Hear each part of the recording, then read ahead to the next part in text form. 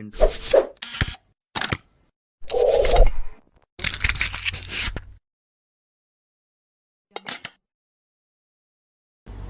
Hai, kenalin nama aku Herlina Widya. Di sini aku akan membahas tentang novel coronavirus atau COVID-19 dan pentingnya melakukan physical distancing. Sekarang dunia lagi dihebohin sama yang namanya coronavirus atau biasa kita sebut sebagai COVID-19.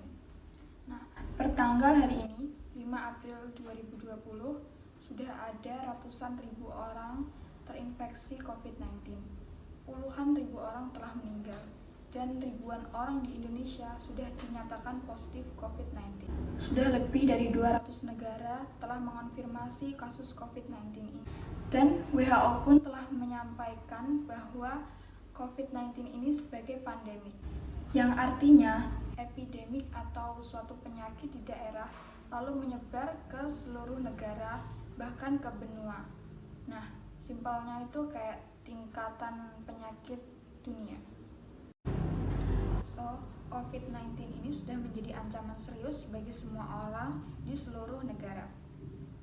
Dan seluruh negara telah menyiapkan berbagai cara untuk menghadapi COVID-19 dengan caranya masing-masing.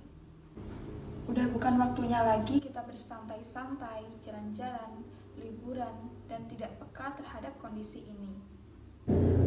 Walaupun gak boleh panik, tapi kita harus tetap waspada. Bukan berarti kita santai. Udah waktunya kita bergerak mengikuti anjuran pemerintah.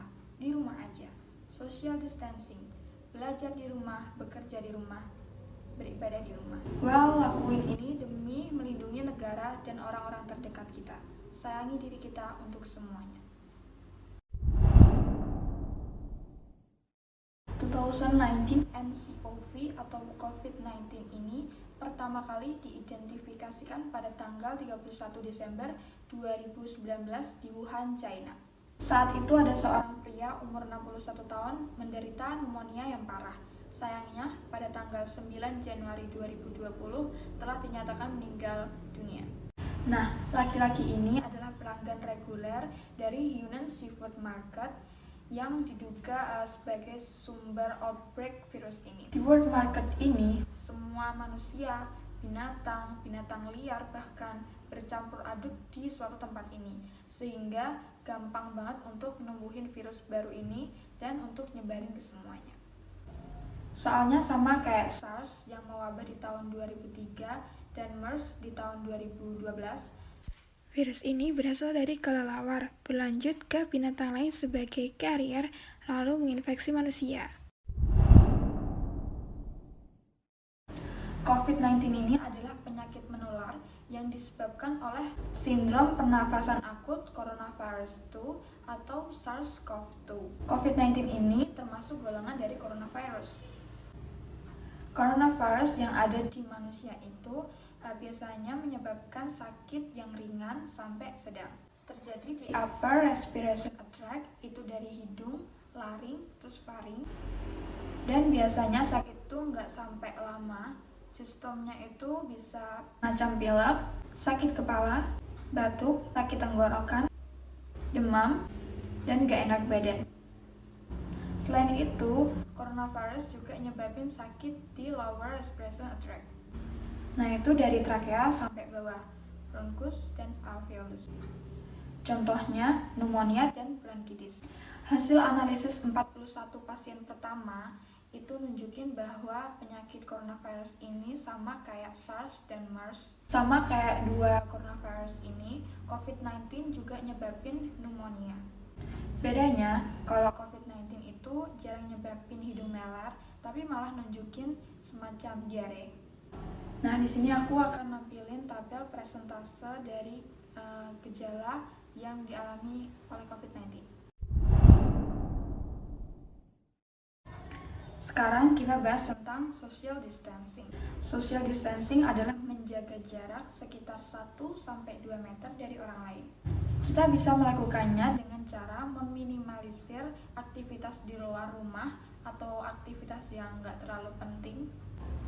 Contohnya, bertemulah dengan orang-orang yang mungkin dianggap penting dan hindari keramaian dan juga beraktivitaslah di rumah. Tujuannya yaitu memperlambat penularan COVID-19 ini. Nah, apabila social distancing ini dilakukan dengan benar, maka jumlah kasus positif COVID-19 ini tidak meningkat drastis. Dan pada akhirnya, jumlah yang menderita penyakit COVID-19 ini dapat ditampung oleh tenaga kesehatan dengan fasilitas yang baik. Nah, COVID-19 ini adalah penyakit yang bisa menyebar dan keluar melalui droplet. Nah, droplet ini adalah percikan kecil atau tetesan kecil yang keluar ketika batuk, bersin, dan berbicara. Misalkan kalian bertemu dengan orang yang penderita COVID-19, waktu mereka batuk, bersin, dan berbicara, mereka bisa membawa droplet itu dengan kecepatan yang cukup cepat. Dalam waktu 1 detik bisa mencapai 25 meter. Bayangkan. Droplet itu bisa langsung masuk ke mata, hidung, bahkan mulut. Tapi nggak perlu khawatir, karena partikelnya sangat kecil, sekitar kurang dari 5 mikrometer. Dan droplet itu langsung ditarik oleh gravitasi ke bawah. So, jarak amannya itu sekitar 1-2 meter. Namun, droplet itu nggak langsung mati gitu aja. Karena droplet itu bisa bertahan sampai berjam-jam, bahkan berhari-hari. Nah, itulah kenapa pentingnya kita harus melakukan social distancing atau physical distancing, jaga jarak. Dan lebih baiknya kalian di rumah aja. Kalian perlu tahu nih, nggak semua orang yang positif COVID-19 itu nunjukin simptomsnya atau gejala-gejalanya. Contohnya nih, si A merasa sehat-sehat aja, tapi sebenarnya si A itu udah terinfeksi. Nah, itu yang disebut karir. Nah, kalau si A itu tetap melanjutin aktivitasnya keluar, misalkan bertemu banyak orang dan tidak melakukan social distancing, yang ada si A ini malah menyebarin virus-virusnya yang ada di tubuhnya. Karena dia nggak ngerasa sakit dan dia mampu nyebarin virusnya ke banyak orang. Kebayangkan kalau si A itu kalian, apa kalian nggak kasihan sama orang yang ada di rumah kalian? Gimana dengan orang tua kalian? Nenek kalian? Kakek kalian? Bahkan orang-orang yang lebih tua dari kalian, yang sistem imunnya itu nggak sebagus dari kalian yang masih muda. Dan anehnya nih, ada yang bilang hidup dan mati ada di tangan Tuhan. Ya benar-benar aja sih, tapi kalau bisa waspada, kenapa enggak? Karena masa inkubasi virus ini diprediksi minimal 14 hari sampai muncul gejala. Misalkan kita asumsikan si A terpapar terakhir kali H-1 sebelum melakukan self-quarantine. Supaya dalam rentang 14 hari ini bisa mengetahui si A ini sakit atau enggak. Nah, misalkan dalam rentang 14 hari ini si A sakit, dia bisa melakukan karantina di rumah agar tidak menyebar ke orang lain.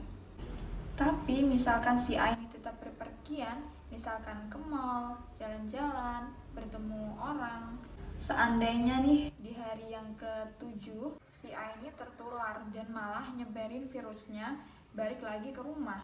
Jadi harusnya si A ini ngulangin karantinanya selama 14 hari lagi buat mastiin lagi masa inkubasi si A ini dari keluar, supaya tahu dia itu sakit atau enggak. Ketika orang-orang udah pada keluar karena emang pandemi corona ini udah mereda dan si A ini ikutan keluar, bisa aja gejalanya emang belum muncul karena si A emang belum ada rasa sakit, tapi dia udah membawa virus COVID-19 ini dan berpotensi menularkan ke orang-orang.